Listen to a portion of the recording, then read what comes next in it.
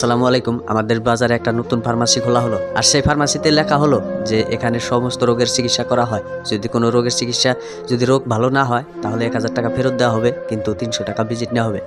তো পার্শ্ববর্তী এক ভদ্রলোক তাই ডাক্তারকে বলল, ডাক্তার সাহেব আপনি সাইনবোর্ডে কি লিখেছেন? বলে যে, হ্যাঁ লিখেছে যে রোগের চিকিৎসা করা হয়, আর যদি রোগ ভালো না হয় তাহলে ১,০০০ টাকা ফেরত দেওয়া হবে, তো কিন্তু ৩০০ টাকা ভিজিট নেব। কিন্তু তারপরে সে বলল যে তাহলে আমার একটা বেমার হয়েছে, আমাকে চিকিৎসা করান। বলো কি হয়েছে? ৩০০ টাকা ভিজিট দেন। তারপরে ৩০০ টাকা ভিজিট দিল। তারপরে সে বলল যে আমার মুখে রুচি নাই, আমি জিহ্বার মধ্যে রুচি নাই, কি খাই কি না খাই আমি কিছু বুঝতে পারি না, কিছু ধরতে পারি না। তারপরে সেই ডাক্তার সাহেব বলল যে আচ্ছা বসেন, আপনার সমস্ত চিকিৎসা করা হবে, আর রোগ ভালো না হলে আপনাকে ১,০০০ টাকা ফেরত দেওয়া হবে। তখন সে ডাক্তার কম্পাউন্ডারকে বলল, কম্পাউন্ডার ২৪ নাম্বার কার্টনের থেকে বোতলটা এনে দাও। তারপরে ২৪ নাম্বার বোতলটা এনে দিল। তারপরে মুখা খুলে সে রুগীর জিহ্বার উপরে দেওয়া হলো।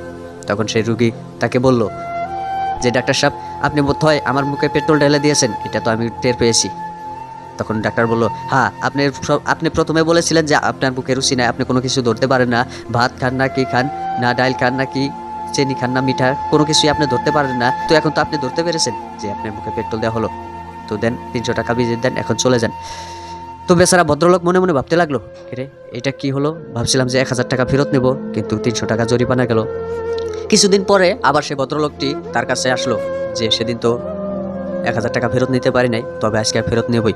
তারপরে সেদিন বলল, ডাক্তার সাহেব আজকে একদম কাম সর্বনাশ হয়ে গেছে। তখন ডাক্তার সাহেব বলল যে কি হয়েছে? তখন সে বলল যে আমার স্মৃতিশক্তি নাই, আমি একদম আমার স্মৃতিশক্তি একদম হারিয়ে গেছে। কেরা বাবা, কেরা মা, কেরা খালা, কেরা ফুবু, কেরা বিবি, কেরা বাচ্চা, আমি কোনো কিছুই চিনতে পারি না, কোনো কিছু ধরতে পারি না। তো আমার স্মৃতিশক্তি একদমই নষ্ট হয়ে গেছে। তখন সে বলল, আচ্ছা আপনি এখানে বসেন, আপনার এই রোগেরও চিকিৎসা করা হবে, যদি চিকিৎসা ভালো না করতে পারি তাহলে আপনাকে ১,০০০ টাকা ফেরত দেওয়া হবে। তারপরে সে ভদ্রলোকটি চেয়ারে বসলো, আর সেই ডক্টর তার কম্পাউন্ডারকে বলল, কম্পাউন্ডার সেই ২৪ নাম্বার বোতলটা নিয়ে আসো। তখন সেই ভদ্রলোকটি বলল, ডাক্তার সাহেব ২৪ নাম্বার বোতলটা আনবেন না। কয় কেন? কয় ওই বোতলের মধ্যে পেট্রোল আছে, আমাকে ওই দিন আমার জিহ্বার উপরে পেট্রোল দিয়েছিলেন, তাই ২৪ নাম্বারটা আপনি আনবেন না। তো ডাক্তার সাহেব বলল, এই তো আপনার স্মৃতিশক্তি ঠিক আছে, আপনি প্রথমে বললেন যে আপনার স্মৃতিশক্তি ঠিক নাই, আপনি কোনো কিছু মনে থাকে না, কিন্তু এখন তো আপনার মনে আছে যে সেই ২৪ নাম্বারের বোতল থেকে আপনাকে দেওয়া হয়েছিল পেট্রোল, দেন ৩০০ টাকা ভিজিট দেন, এখন চলে যান।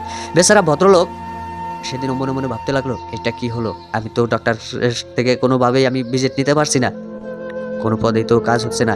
তখন সে সারা রাত বুদ্ধি করে সারা রাত ভাবতে লাগলো যে আগামীকালকে অন্ধ সাজবো, আর অন্ধ সেজে সেই ডাক্তারের কাছে যে আমি ১,০০০ টাকা ফেরত নেব।